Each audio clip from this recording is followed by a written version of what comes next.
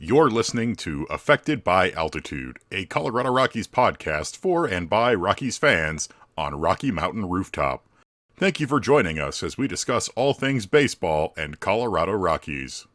Hello, everybody, and welcome to another edition of Affected by Altitude, a Colorado Rockies podcast, a member of the Fans First Sports Network. That's right, a brand new home. We'll talk about that in just a second.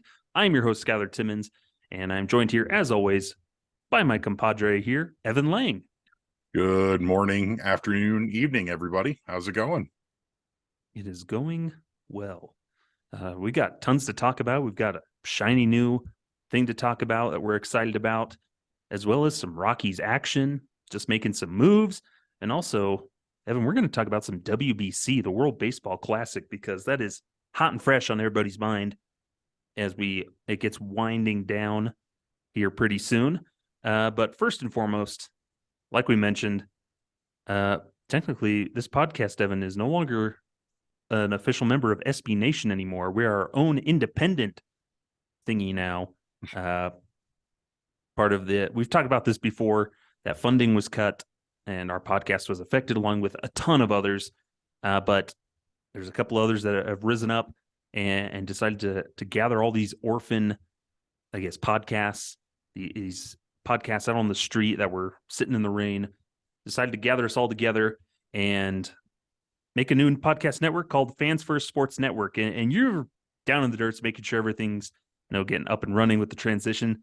So I'll just kind of hand it over to you a bit of what is this network and I guess why are we a part of it now? So basically, like you said, Skyler, SB Nation's parent company, Vox Media, unfortunately decided that they were going to cut support for podcasts for a lot of their sports websites. And what ended up happening is that a bunch of these orphaned podcasts sort of all rounded together with a bunch of different guys. Brian Salvatore of the Amazing Avenue, and Jeff Hartman, who's part of the Steel Curtain Network, and a bunch of other really awesome folks sort of banded together in order to get a new network up and running for all of these orphan podcasts, with the goal being, especially for the baseball side of things, we wanted to try and get a group for podcasting for one of every MLB team by opening day. And with us no longer being able to be the official podcast of Purple Row, we decided to join this network as well. We have our own network that's going to be inside Fans First Sports, and that is going to be Rocky Mountain Rooftop, as you might have heard in the intro, and you might have seen on the post that we put up on Purple Row earlier today at time of recording, or rather Monday morning. So basically, as part of the stipulations of the cutoff, we are allowed to keep our RSS feeds, so you don't have to resubscribe or retrack everything down. So you might have noticed on your feed that we've been rebranded to Rocky Mountain Rooftop, but we are not allowed to use the name Purple Row or really be considered part of that umbrella. So we are still going to be posting episodes up on Purple Row. All of our stuff will still be available on Purple Row. You're not really going to need to go out of your way to find it. We also are going to have a new Twitter feed. That Twitter feed is going to be at Rocky MTN Rooftop, where you can sort of find the all-encompassing stuff for this new podcast network. And then the Affected by Altitude Twitter feed at Altitude Effect is still going to be up and active as well. Affected by Altitude is still going to be our flagship show here on Rocky Mountain Rooftop, with the goal of having an episode up at least once a week. Your main hosts are going to be Skyler and I. We will occasionally be joined by other Purple Row members like Kenneth Weber, Mario Delgado, and anyone else who really wants to be a part of it. Another thing that we are looking to focus on as part of the Fans First Network is collaboration. So we're hoping to have episodes of shows where maybe we get some guests in from one of the other teams. So say this coming week, there's a big series coming up against the Giants. Well, we're going to want to try and get someone from the Giants show on our show, or maybe we'll be on the Giants show, something like that. And we are also looking to set up other shows on Rocky Mountain Rooftop. We've got some ideas brewing. Pebble Report will probably make a return at some point. Skyler has had some really fabulous ideas for additional shows, things like mailbags, or a show about metrics and sabermetrics, advanced statistics.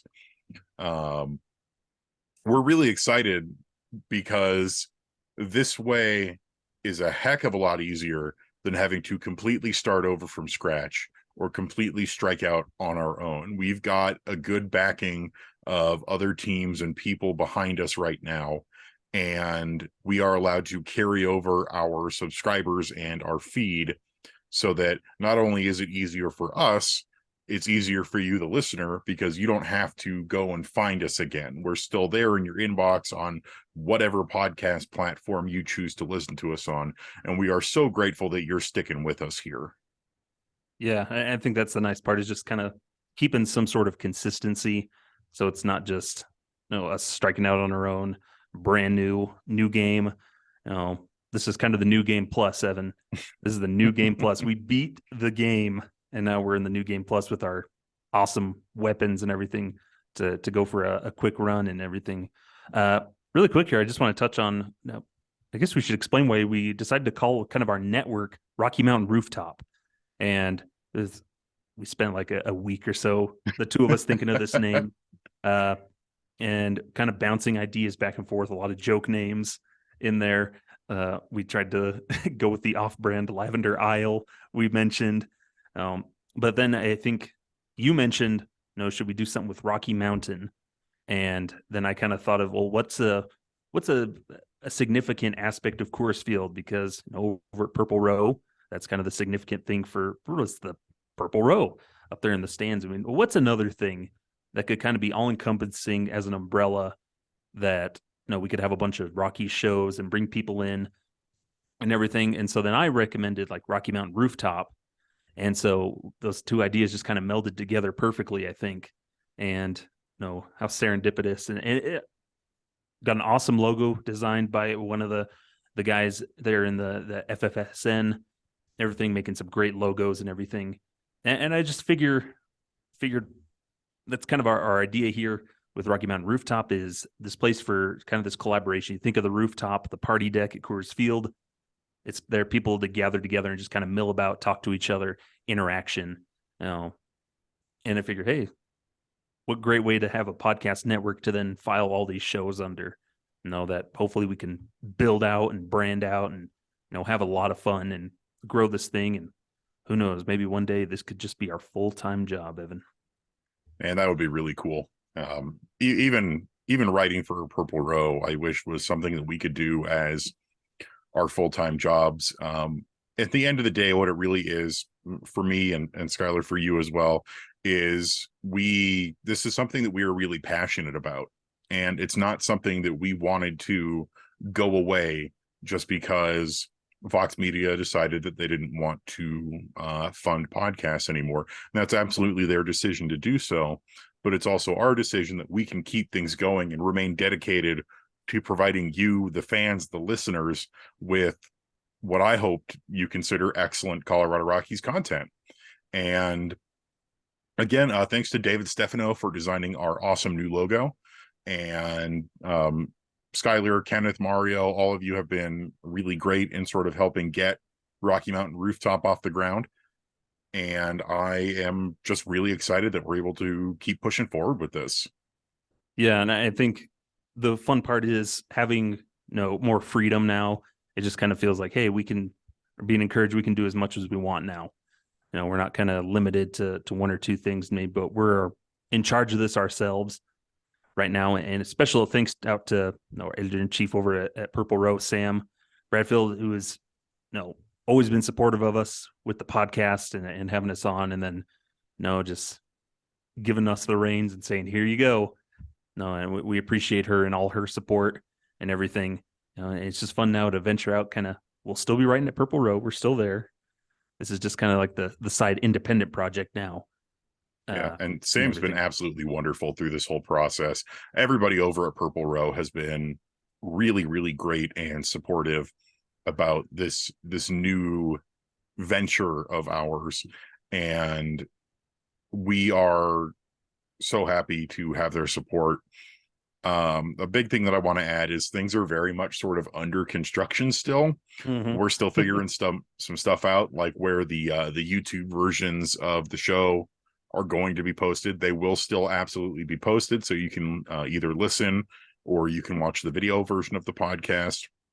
Trying to get some of the other social media stuff set up. Unfortunately, having to start from scratch on the Twitter feed for Rocky Mountain Rooftop. So if you want to go ahead and give us a follow, that'd be awesome. Tell your friends, tell folks who are interested in our podcast, and most of all, just sort of trying to find a rhythm. We'll test out some new shows. We'll do some interesting new things, and hopefully we'll continue to find awesome new ways to provide you guys with content.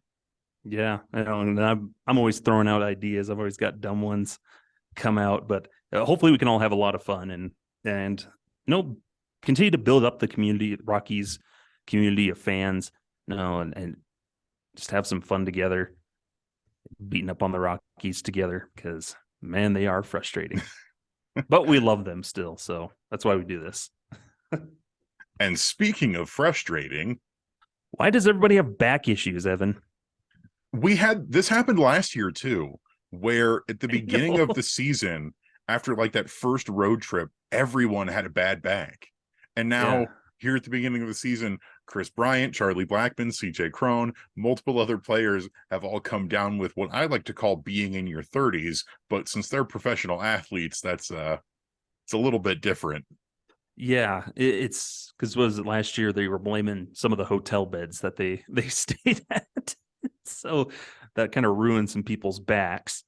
And then at least now it's in spring training. But you have to ask, are these guys sleeping on like cardboard boxes on the floor, or like what? Now I can understand that getting into seasonal shape and all the swings and reps that they do, that's going to tweak your back. And so a little bit of back stiffness is understandable. It just gets funny when it's day after day, somebody's dealing with a back issue. And do these guys need to start doing some yoga? No, do some Hartford Yard Goat yoga? Get Denver mattress sponsorship, something?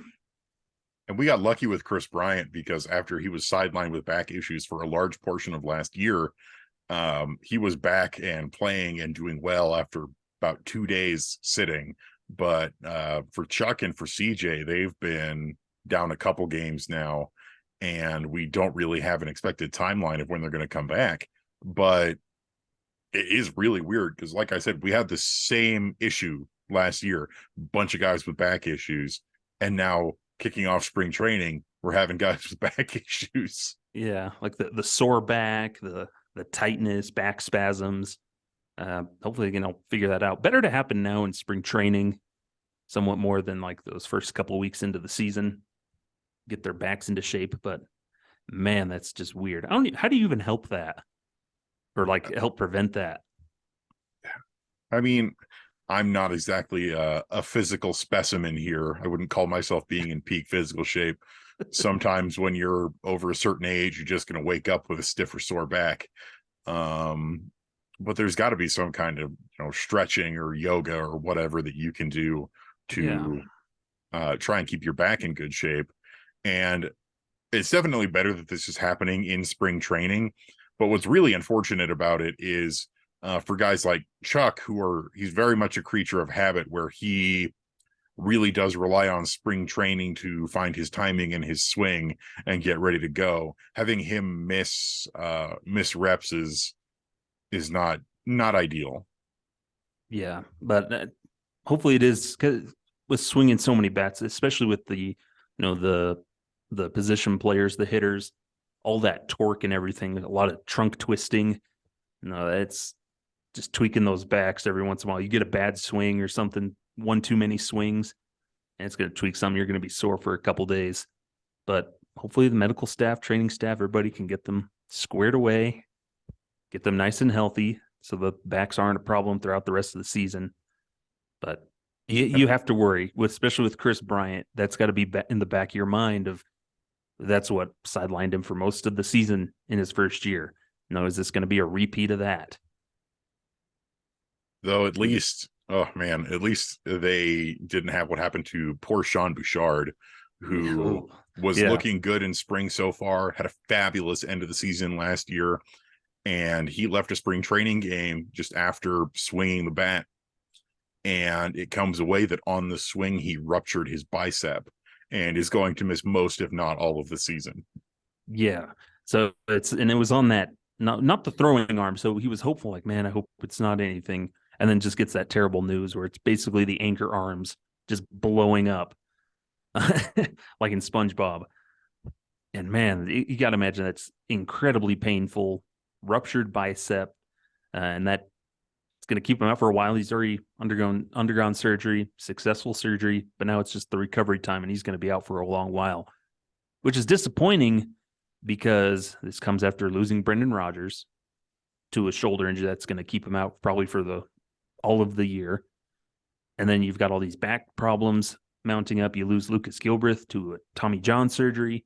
Now, those are three key guys that you figure were going to factor in pretty well in 2023. Sean Bouchard was going to probably get plenty of action out in left field this season.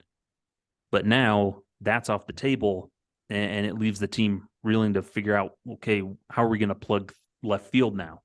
And we'll get into that in just a second. But Sean Bouchard that's just a gut punch. Poor guy. It's such a great showing at the end of last season. Where he could have, with how spring has been looking so far for some of the other younger guys, he could have ran away with that starting left field position with Chris Bryant moving mostly to right and Jonathan Daza in center. That left field fairly open for somebody to claim with Randall Grichuk injured. And Bouchard really could have just ran away with that. Mm-hmm. And now we've got to just see how he can recover from this injury, if he even comes back this year at all. Yeah, because he was kind of going to slot in as Connor Joe 2.0. He was this year's Connor Joe. Same guy, play, first base, left field, can DH and provides a lot of that depth that way. But now you lose him, you lose another, a promising guy who's going to finally get it, catch a break. And now he's injured and sidelined for the season. So that just sucks, for Sean Bouchard and the Rockies, because then it muddies the water even more. Because in the wake of this, earlier this Sunday morning, before we record, because apparently the Rockies have started doing things on the weekend before we record, we've learned our lesson. But they go out and they sign Jurickson Profar, the 30-year-old switch hitter who most recently spent the last 3 seasons with the San Diego Padres, opted out of a $7.5 million deal or so with the Padres. And it's reported that he's signing with the Rockies for about a $7.75 million with incentives up to $1 million. That's like 400 plate appearances or something like that to join the Rockies. And looks like the plan is for him to primarily play left field and maybe be the leadoff hitter. And we just saw him in the WBC with the Netherlands playing for Bam Bam Mullins, our hitting coach. But you've had some time to kind of mull this over most of the day, all morning, Evan. But where are you at here on this signing with Jurickson Profar?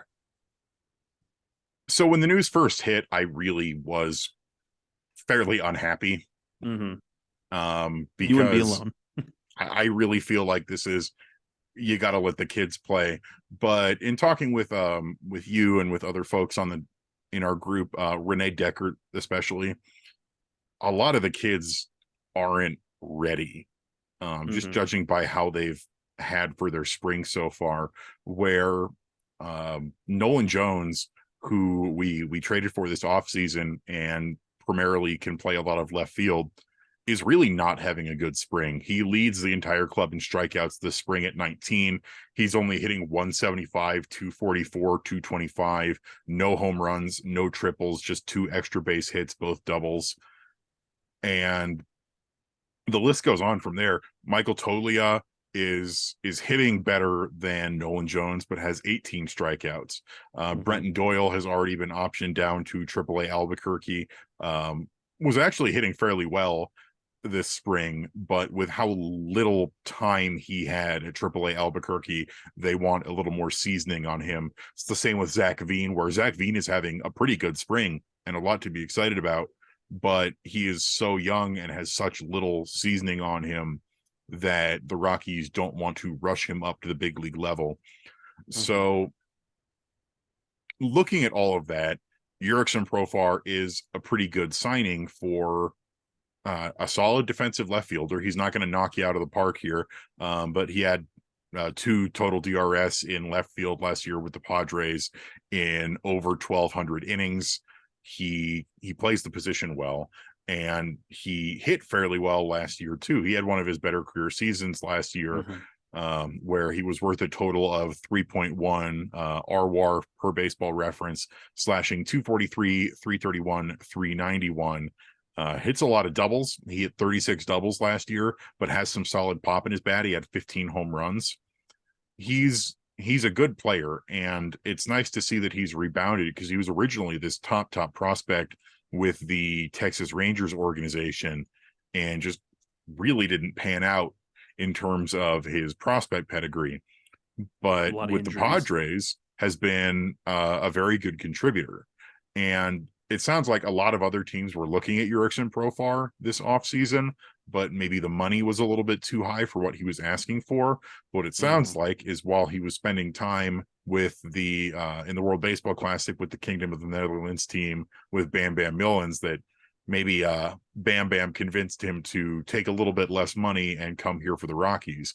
And where this signing would really work out is if he is doing well and the Rockies trade him at the deadline for pieces to a contending team, because we know the Rockies aren't going to compete this year. That's just how it is. And the Rockies, if they show that they are willing to send away contributing veterans like this once the kids are ready, then that would be a huge step in the right direction. Definitely.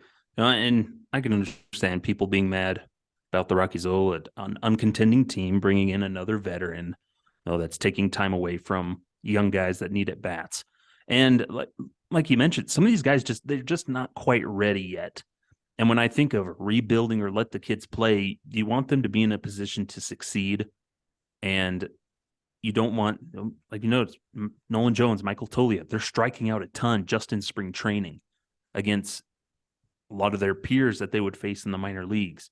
There still need some time to cook.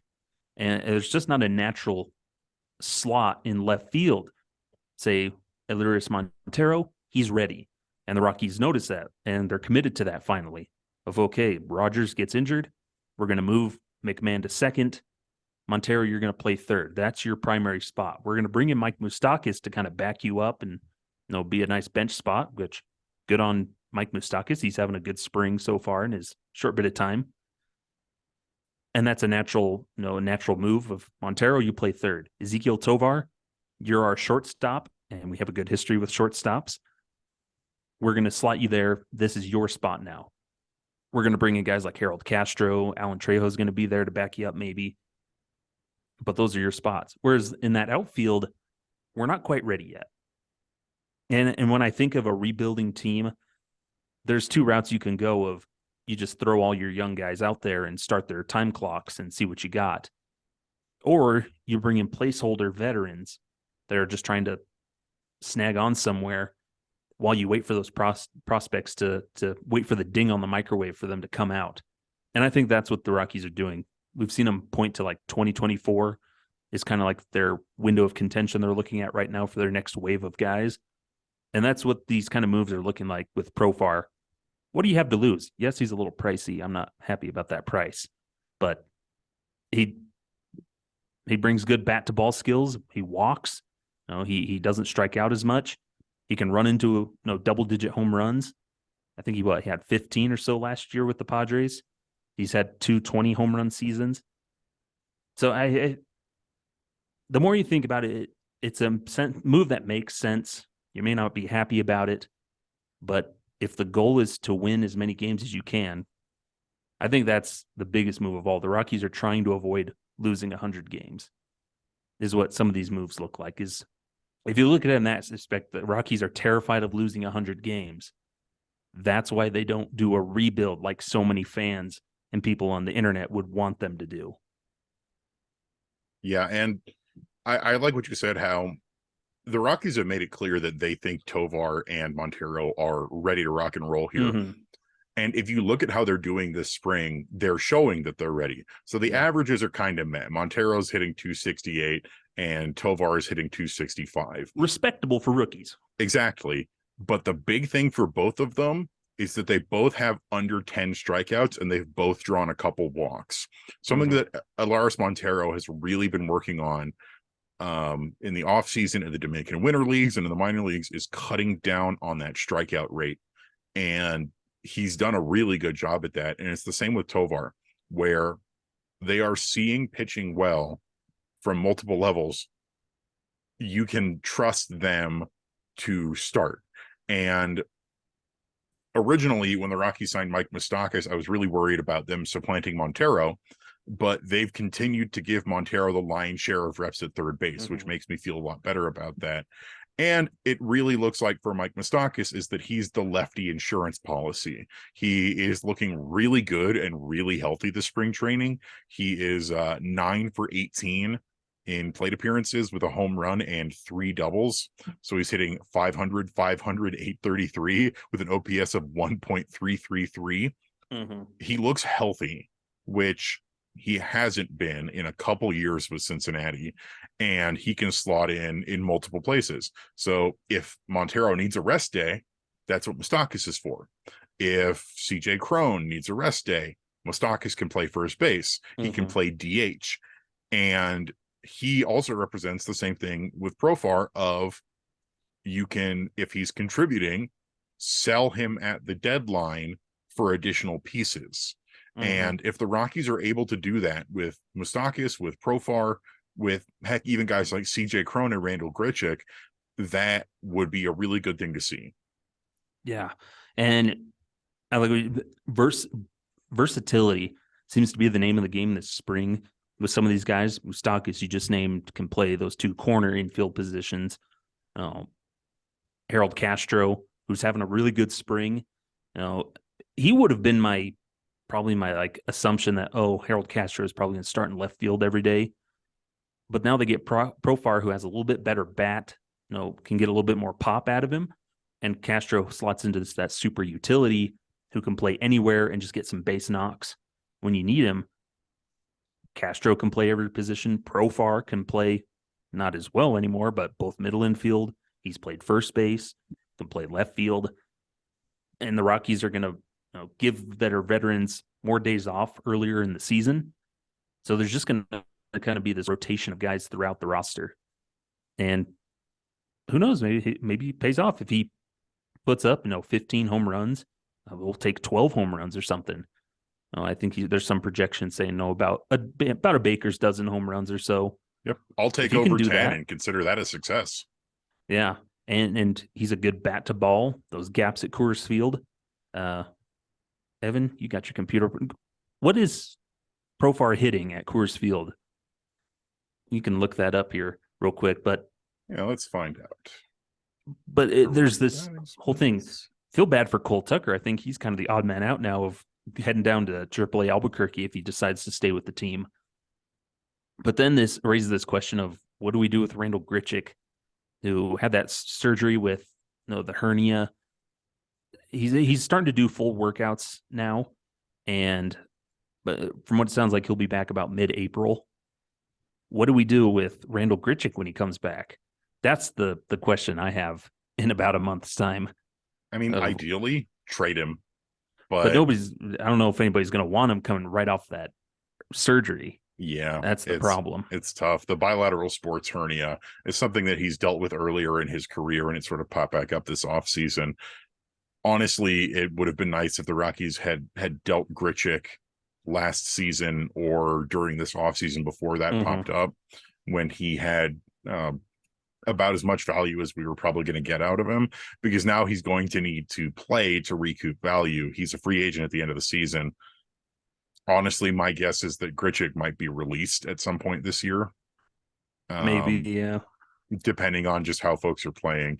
But to get back to it, Jurickson Profar in 65 plate appearances at Coors Field throughout his career, it has a line of 250, 281, 333 with one home run and two doubles, three walks, 14 strikeouts, three RBI, and a stolen base. So not like knocking your socks off, but a respectable bit of hitting for 65 plate appearances at Coors Field.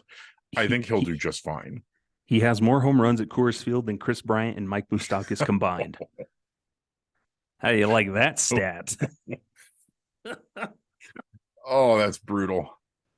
But the last thing I'll say here is positional versatility, like you said, is going to be the name of the game. And how I am projecting the opening day lineup right now is that for the bench, three of the four guys are multi-position folks, where Brian Serven, the backup catcher, only plays catcher.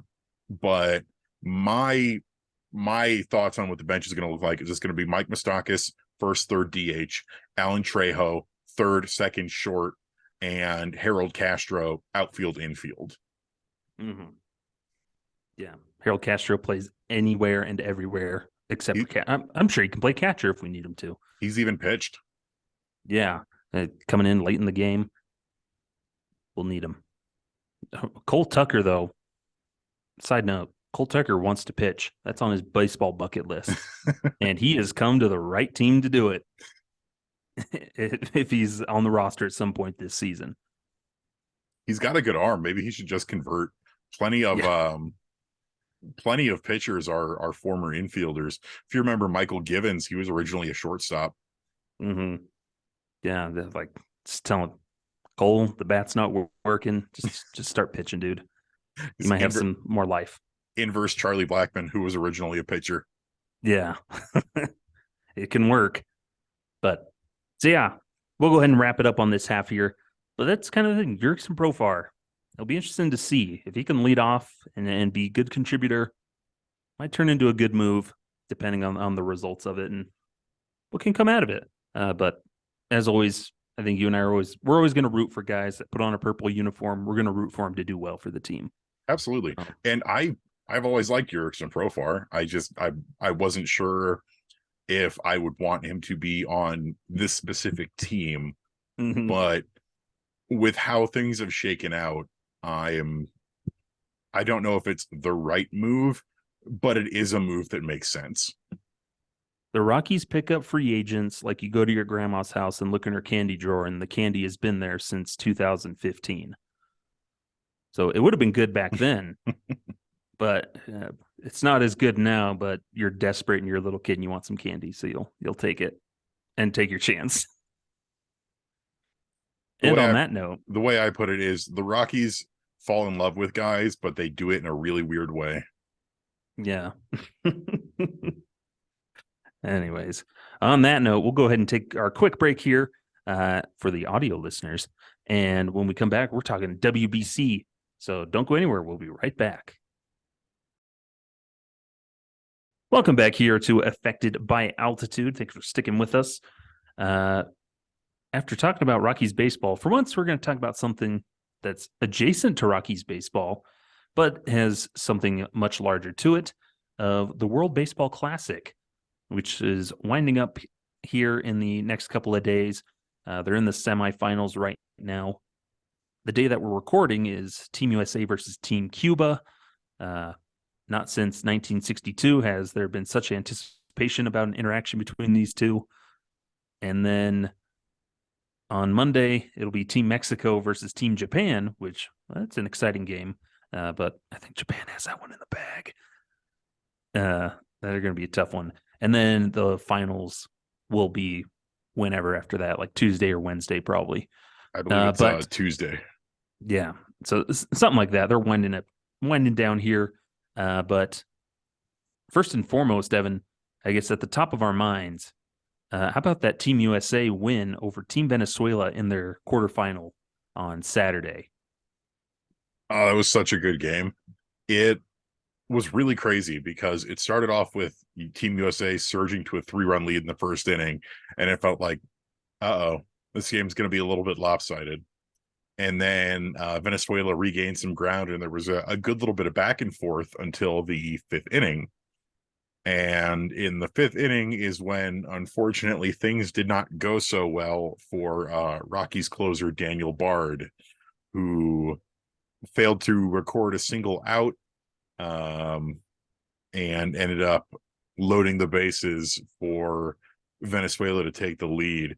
It was not a good outing for Daniel Bard, and I will defend him a lot because prior to the World Baseball Classic, he had only thrown 3 innings and looked okay, but was still trying to find his stuff for the season.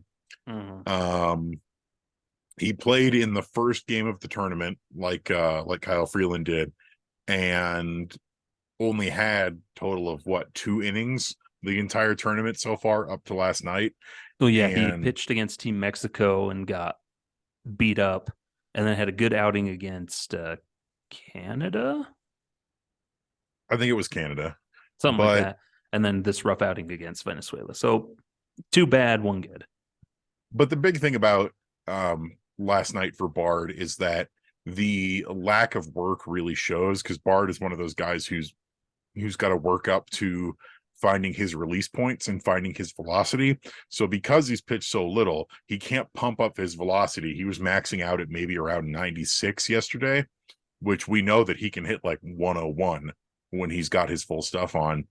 But the big thing was his release points. And Skyler, you and I were talking about this yesterday during the game, where on his sinker, he was releasing really early and the ball was rolling over his fingers, and that was giving it some hard cut to the right. And then on his slurve and his slider, he was releasing really late. And so he really didn't have any effective control. And unfortunately, that led to a messy inning that was, encapsulated by him hitting Astros second baseman Jose Altuve that ended up breaking Altuve's thumb. Yeah. So some good came out of it. No, I'm just kidding. That sucks for Altuve, even though he is a cheater. But that was a rough outing. And like we said, there was just everything was tailing on him. And he had some wicked movement on sinkers. Everything was just getting yanked all over the place. And so rough outing for Bard. And it could be just the situation, pitching in that environment. This is a playoff setting. There's no chance that people jumping the gun and saying that he has the yips again and stuff. Like, it's just amped up in March in a really competitive spring training game. But he'll be fine once he gets back and gets some regular work and kind of calms things down. I just think getting amped up, in that environment in the WBC, a super loud crowd and everything, probably just got to him. And that's kind of how it's been here in the WBC. He's just rusty. Yeah. Hasn't gotten his regular action, but he'll be fine once he gets back. And Trey Turner said that, and this is a guy who's won world championships, this was the loudest environment he's ever played in. Mm-hmm. Yeah, and we'll touch on that in just a second. We'll round up on our Rockies homies here at the WBC. But Trey Turner, speaking of, hero of that game, hitting a grand slam in the 8th inning. Man, that was exciting. And it was a good at bat, and then he hit it, and you could tell it was gone. Mm-hmm. Grand slam in the World Baseball Classic for Team USA, and really helped Daniel Bard, who was no longer on the hook for the loss. Exactly. He can put that on the back burner a little bit. So hopefully Daniel Bard bought him dinner or something. He owes Trey a nice steak dinner. Mm-hmm. Which is really helpful. But hopefully I didn't freeze on you. But kind of moving around, Bard, he's kind of had a rough WBC. Kyle Freeland, unfortunately, he's only pitched once, 3 inning in the very first game a week ago, a little bit more than a week ago, against Great Britain. Had 3 solid innings, gave up 1 run, and we haven't seen him since. And it's just, as Rockies fans, we want to see him getting work, getting action in the WBC. But it's also kind of tough with just the games that are played and the number of guys you have, and then all the relievers. You don't want to do the piggyback, but then you're trying to be competitive. I don't envy Mark DeRosa in trying to figure out how to manage that with especially with starting pitchers. But it'd be nice to see him get some action against Cuba, or if they make it to the finals, play in the finals. But I think Daniel Allen Tuck or someone had a really good article about Freeland and just that experience that he's getting and how he's able to just absorb some knowledge, hanging out with Adam Wainwright, Andy Pettit, all these other, big leaguers that he doesn't normally have a chance to just sit down and talk to and everything. But so I'm sure he's getting a lot of good out of it, but it would be nice to see him get some more game action for sure. Yeah, it was really nice to watch him play in the first game of the Classic for Team USA. And I've been sitting here going, let Kyle pitch. Please let him pitch. Mm-hmm. And I was really, really hoping that maybe Mark DeRosa would let Kyle have the ball for the start in tonight's game against Team Cuba. But he's giving the ball to Adam Wainwright to start, which, I mean, Waino's a great, great guy for Kyle to be learning from. As one of the nastiest curveballs in the business, but I want to see my man pitch. Mm-hmm. Yeah, that's the thing. And hopefully he does, but hopefully he's getting a lot of good out of this experience that he can take into the season, because, he mentioned like this was the most electric, exciting time on a mound for him since the 2018 wild card. And you could see it. He'd strike somebody out and he's strutting off the mound. That's the Kyle Freeland that we want. That's Kyle Freeland that we love.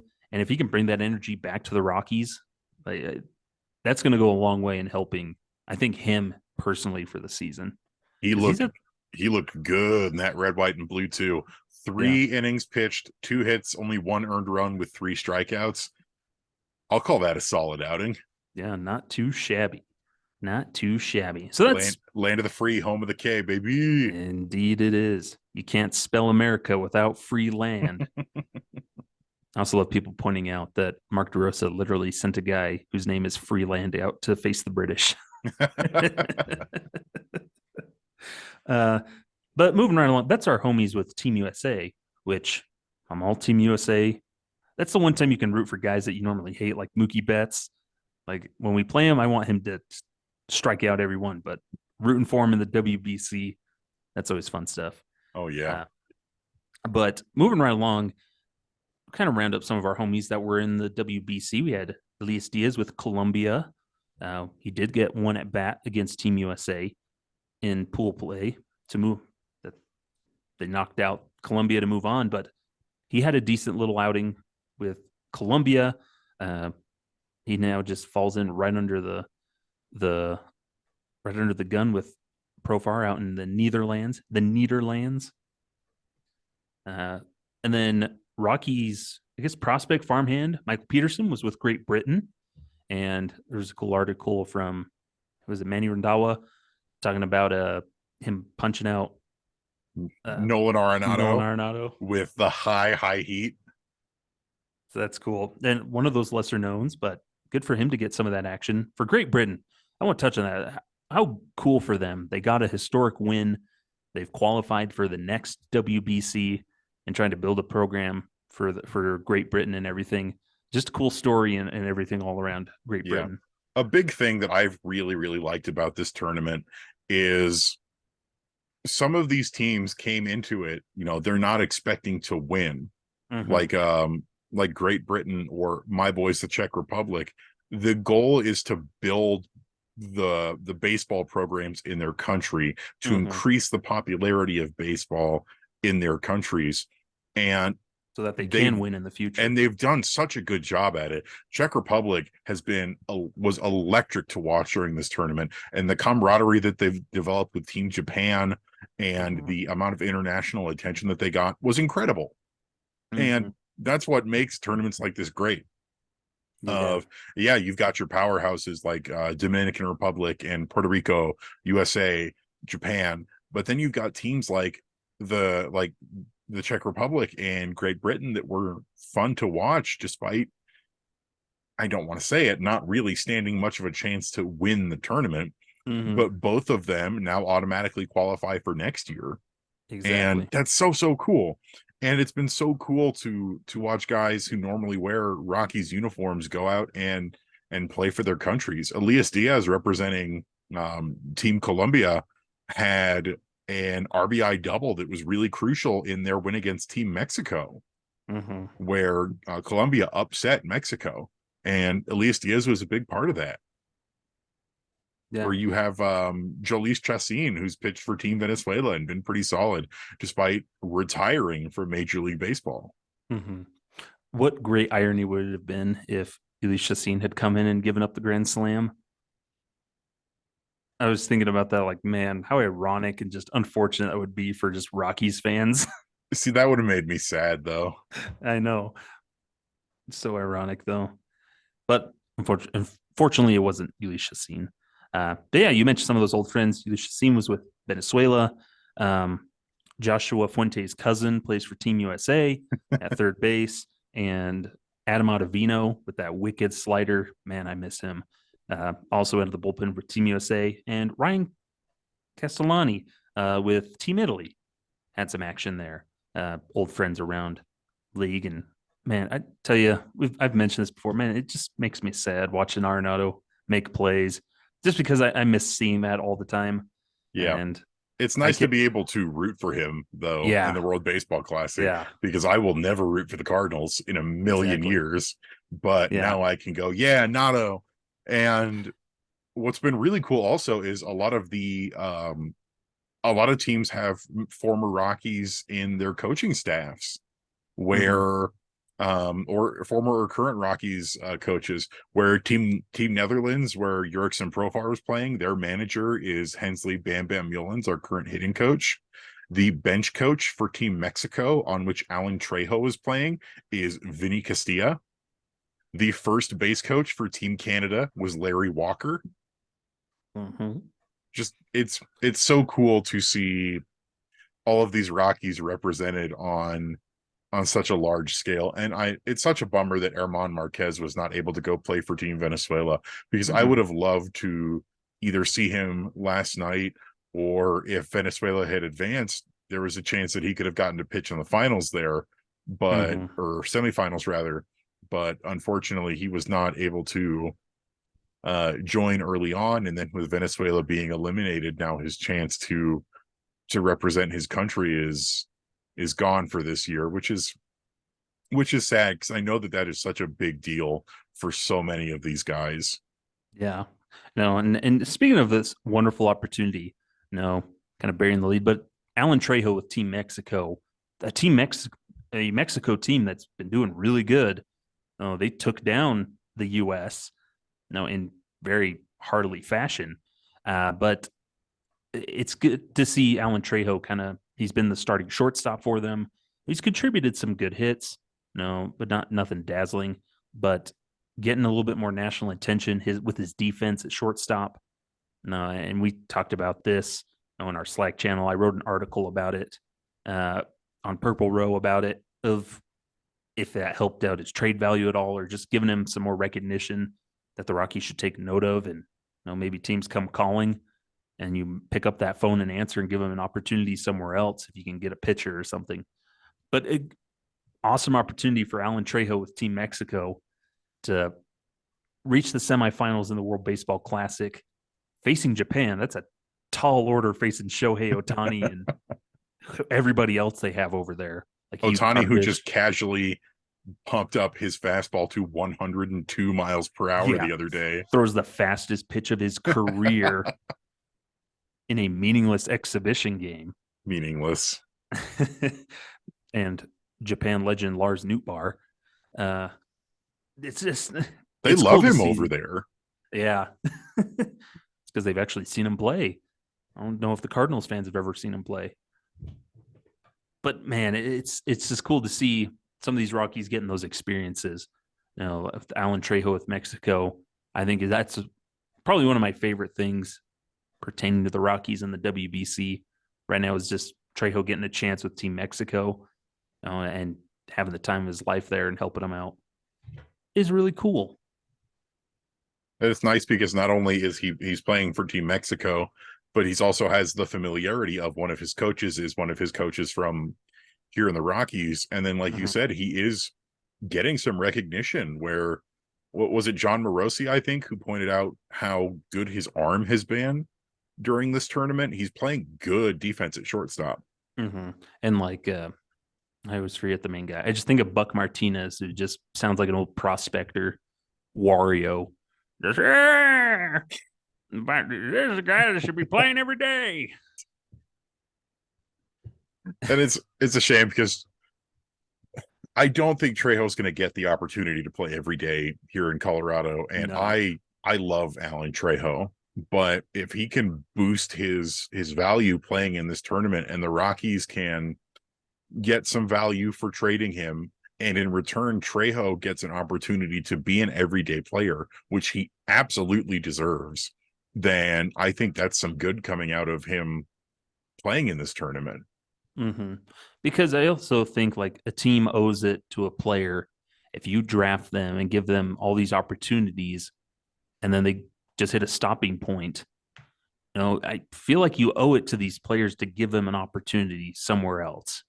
You know, trade them out of the division, trade them out of the league, send them to the American League, something, but give him an opportunity somewhere else because he's earned that and you owe that to him for bringing him into professional sports. And no, and he's proven himself and he's proving himself, and you're still blocking him in some way, shape, or form, then that's on them. But Trejo's done a lot. It's not necessarily entirely the organization's fault. A big Yeah. issue is that pretty much all of his major positions are spoken for, Mm-hmm. where Brendan Rodgers had such a good year last year that before he got injured, you weren't going to move him away from second base unless you traded Rodgers. And then with Rodgers getting hurt, McMahon is not a guy that you want to take out of your everyday lineup, and plays very good second base defense. So you slide him over to second base. Shortstop, they've made very clear, is Ezekiel Tovar's job as one of the organization's top prospects.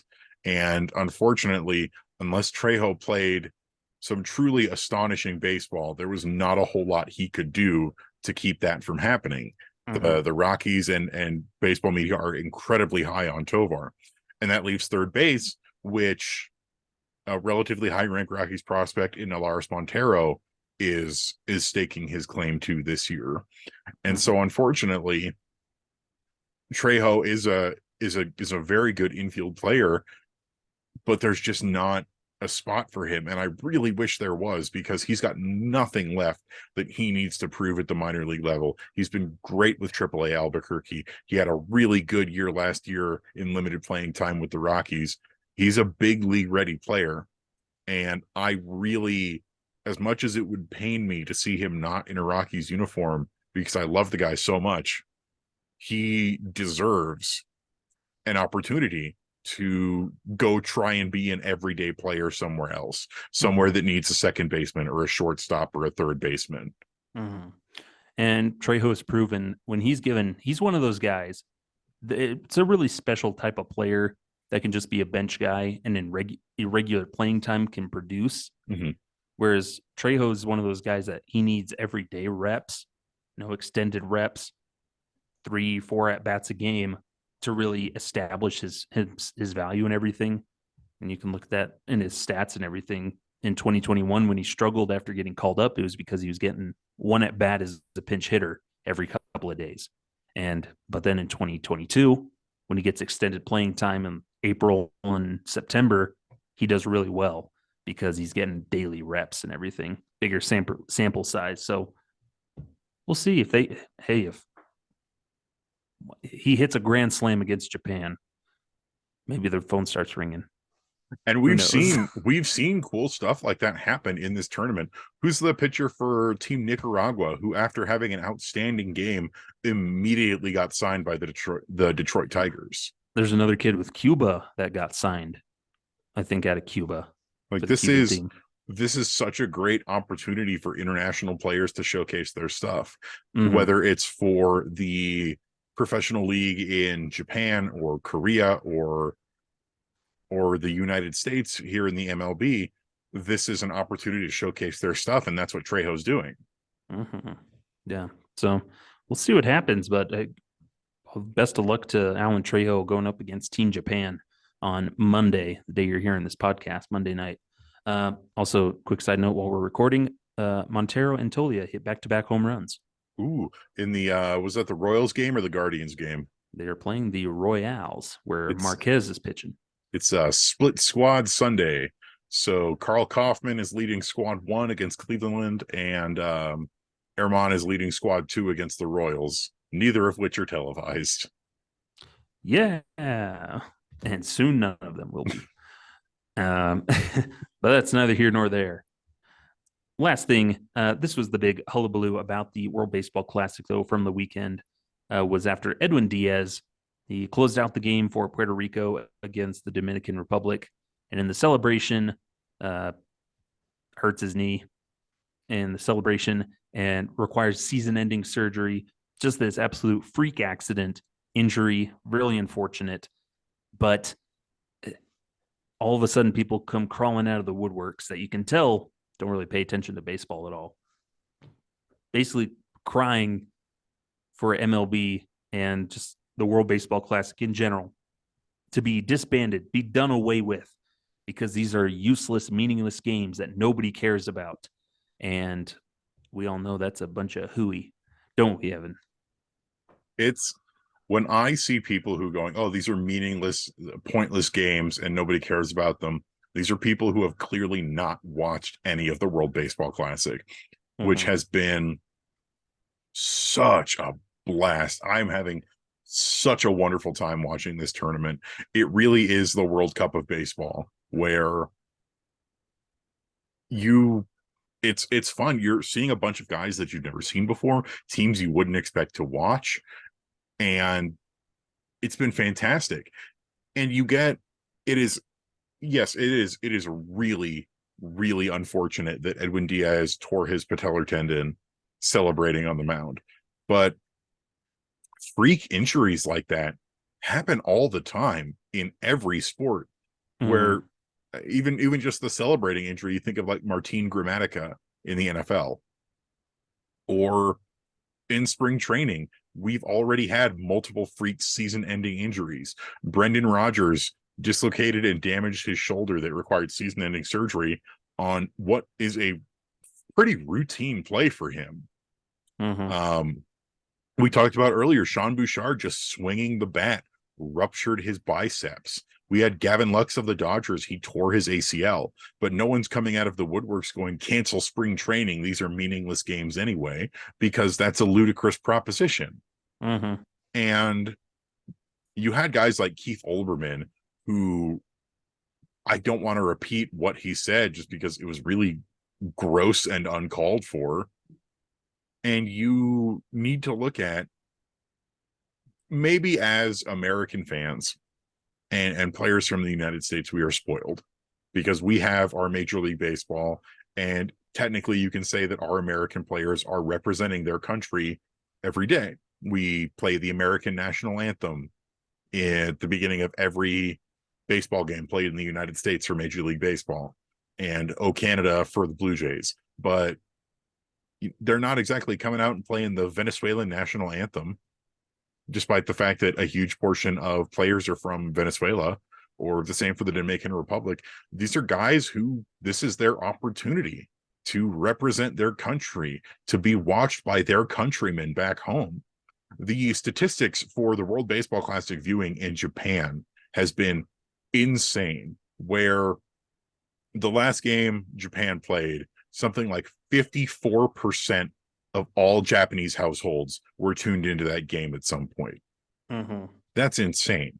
And you can tell the players are taking this very seriously. This is not just a meaningless exhibition for them. This is a chance to represent their home country, something that they don't often get to do. And so many players have come out and said, Francisco Lindor being one of them, these games mean as much to us as like the playoffs. Yeah, I think it was somebody shared it on Instagram or something. It was asking a bunch of the Puerto Rican or Dominican Republic players, which would you rather play in, the World Baseball Classic or win the World Baseball Classic or win the World Series? A surprising number of them are saying World Baseball Classic. And I like what you mentioned here in the U.S.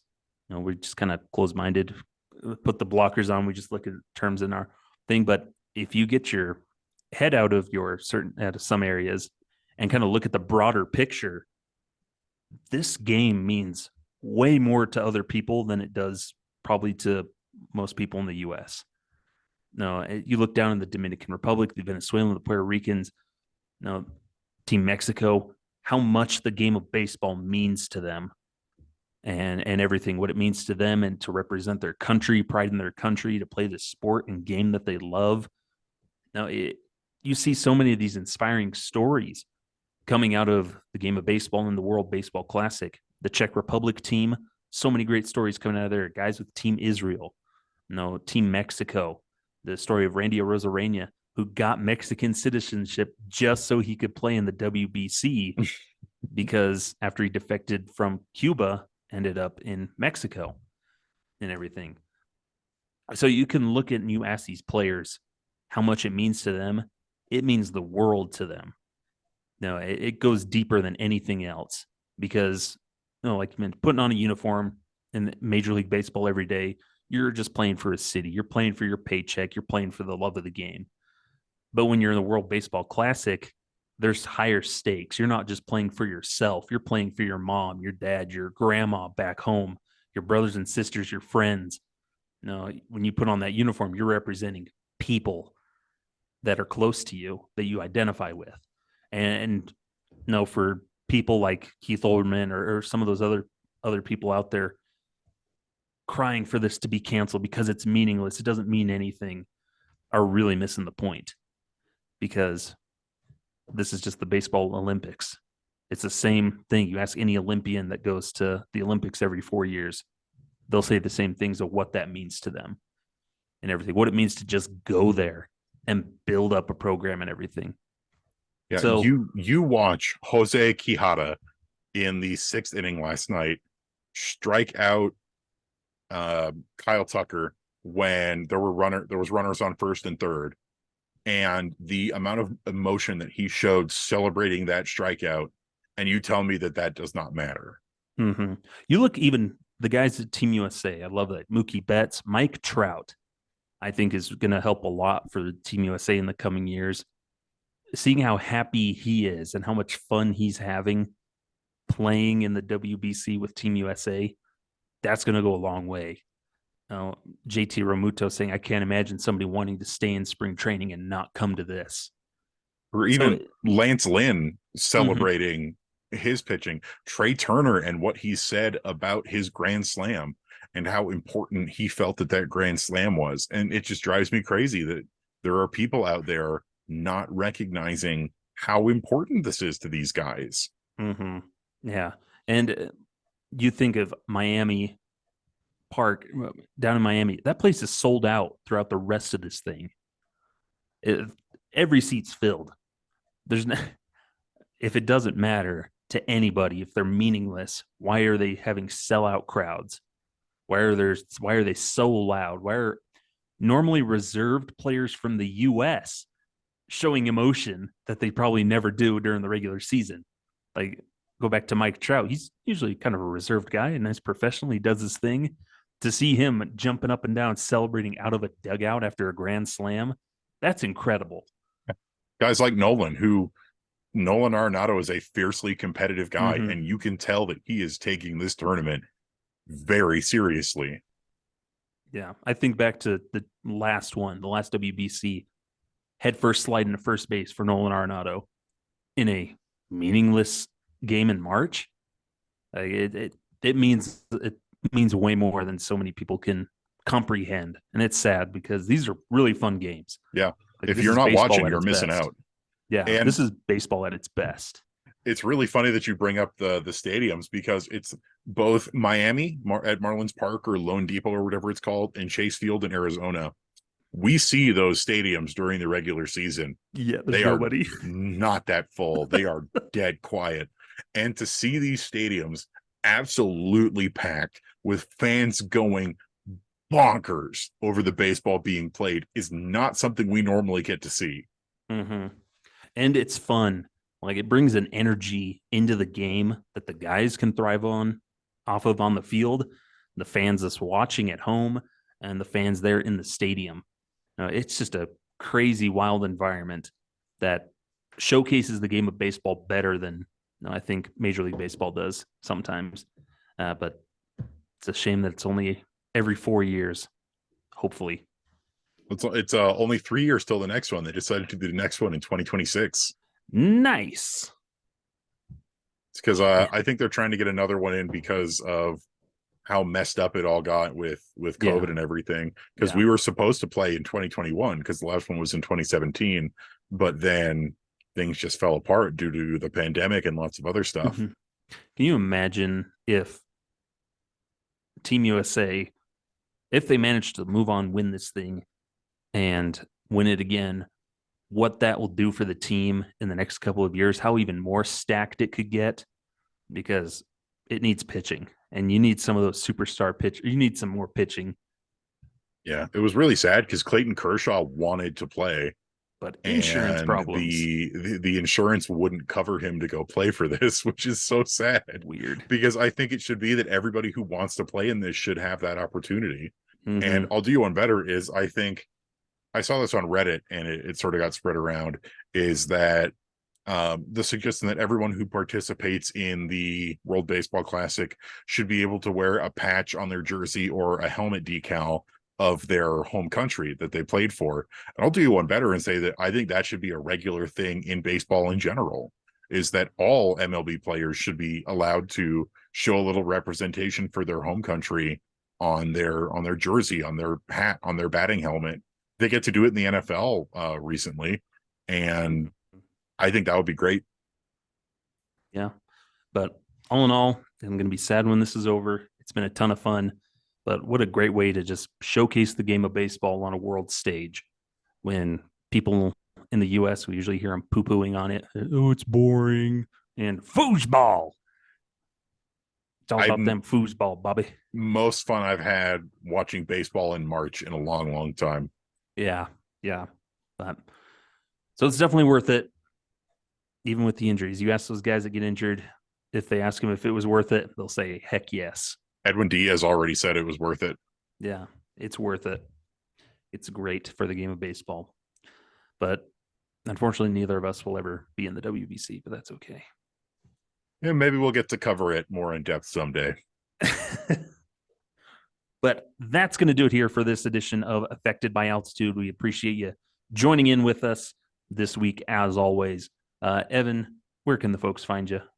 You can find me on Twitter at Evan_Lang27. I would love to hear from you. You can also catch my work over on purplerow.com. I write the Thursday Rock Piles, except for this last week, where Skyler very kindly stepped in for me because there was no way I was getting that done in time. And you turned out a great article on that. You can also find this podcast, the official Affected by Altitude Twitter account, which is at Altitude Effect. And if you would be so kind as to go to the new Rocky Mountain Rooftop Twitter account, which is at Rocky Mountain Rooftop, that's spelled at ROCKYMTNROOFTOP, and give us a follow. That's where you will get all the updates about Rocky Mountain Rooftop stuff and any new shows and Affected by Altitude stuff that will be coming along. Yeah, we'll leave all those links and connections down in the description of the video and the podcast. So go check those out. And then for me, you can find me on Twitter at sideline_crowd. And then I write those Wednesday rock piles and filling in everything else. Follow his Twitter for the memes. They're good memes. When I come up with them. It gets tough sometimes. But yeah, again, we appreciate all you sticking with us. Exciting new horizons here as part of the Rocky Mountain Rooftop Network, which is an affiliate of the Fans First Sports Network. So exciting stuff to come, and we look forward to sharing it all with you in the coming days and weeks and months and whatever happens. Hopefully years. Yes, when we're 45 years old, and like we'll make us older, 95. I was going to say, I'm not that far away from 45. Let's not get crazy here. We're 95 years old, and the Rockies are on the cusp of making it to the postseason for the first time since 2018. That's that's mean. That's a sad dystopian future, but it's No, possible. by the time I'm 95 years old, the Rockies will have won a World Series. I'm going to say that right now. Maybe. Anyways, we're going to close this thing out before we abruptly end the show again on our recording. And so, Evan, as always, thank you for joining with me, and we'll see you all next time here on Affected by Altitude. Evan, hit him with it. Farewell. We finished the podcast without getting abruptly cut off by Zoom. Woo-hoo.